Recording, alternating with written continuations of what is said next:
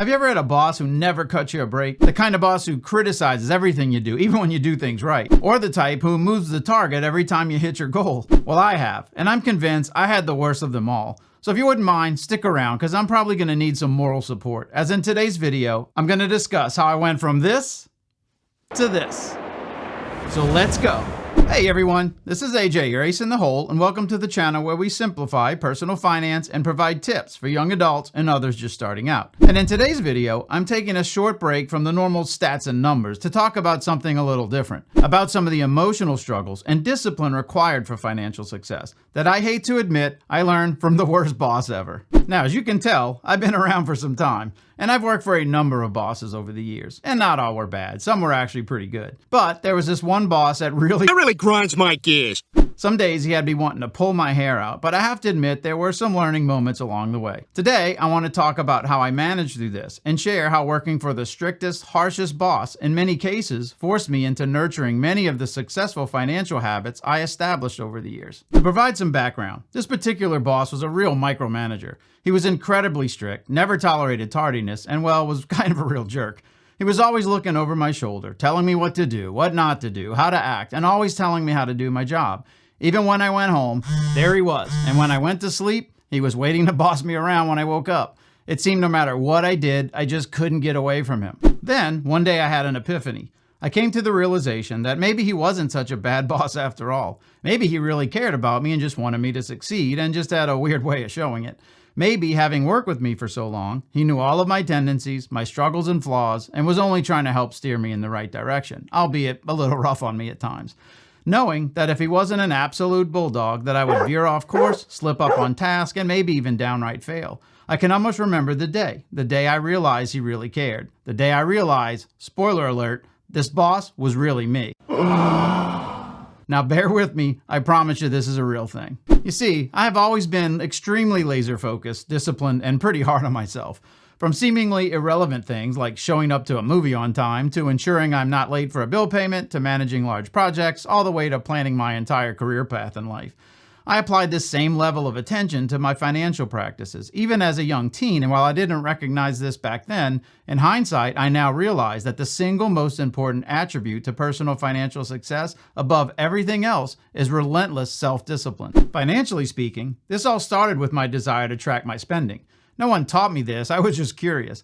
And this started early in my late teens, and given my unwavering commitment, continued throughout my life.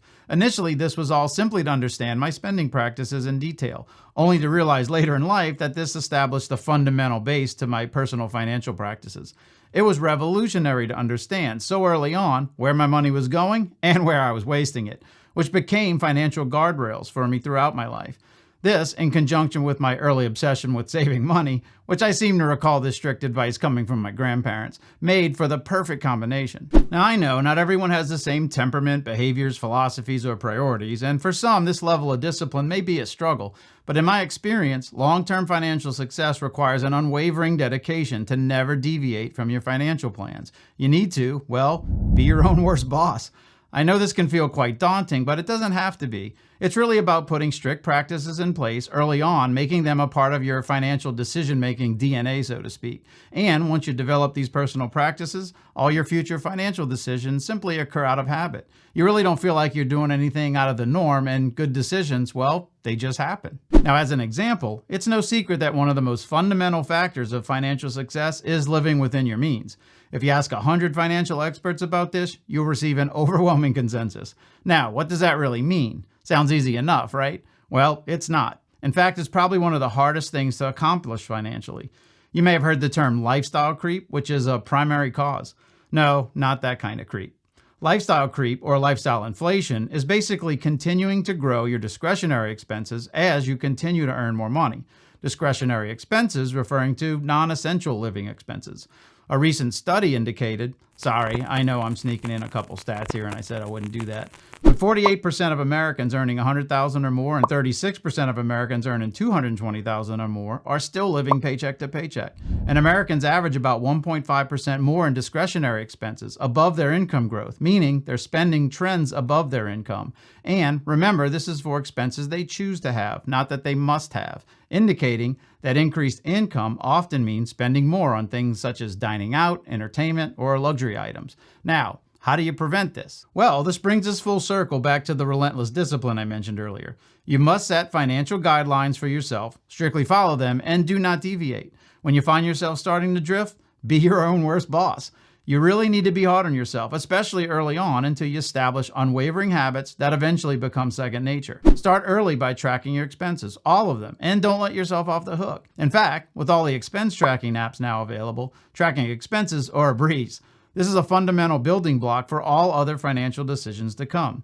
How can you live within your means if you don't know what your means are in the first place? Or, as I like to say, to live within your means, you gotta count the beans. I've done this my whole life, and it's now just a part of my routine. And I didn't have any cool apps to track any of this, so no excuses. In fact, I've linked a number of expense tracking apps in the description below for you to check out. Now, while this helped on the expense side of things, another area I was very strict about was related to income growth over the years, specifically around pay raises and bonuses. I can't tell you how many stories I've heard around the break room table about plans for that company bonus money or upcoming pay raise. Most spending it as soon as, if not before, it was received. You guessed it, lifestyle creep. But not me. Every bonus I ever received went directly into savings, and every pay raise was split at least 50-50, if not more, between myself and my retirement savings. Every single one. I did not deviate. Now I know many of you are thinking, but AJ, you're not living life. And I will tell you that's just not true. I was still able to travel, take vacations, and make nice purchases, but only because I started with these philosophies and practices so early in life, helping me avoid many of the financial pitfalls that most experience that do not practice financial discipline. In fact, I recently put together a video here where I walk through 10 key principles of which I call my personal financial 10 commandments that I feel were pivotal financial practices and that are very relative to what we're discussing here, most of which required relentless discipline to achieve, but all that helped with financial security later in life. So many today are living with a YOLO or you only live once mentality, insisting that they splurge now because tomorrow's not guaranteed. And while that might sound like some grand prophetic advice, statistically speaking, chances are tomorrow will come, as will the next day, the next week, and the next decade. And before you know it, if you don't prepare, you just might wake up one day old and broke or working until you're age 80. So don't let this happen to you. Be strict and disciplined with your finances and be your own worst boss. Looking back, it's so clear that all the financial knowledge, tips, tricks, hacks, and all the advice in the world mean nothing if you don't have the sheer discipline to adhere to any of it. If you find you struggle with this, leave a comment below and let's chat about it. Like I said earlier, this is not always easy, but I promise with the right attention and prioritization, you can do this. And on that note, I really hope you found this video helpful, and if so, please share it with any family or friends that might also find it useful.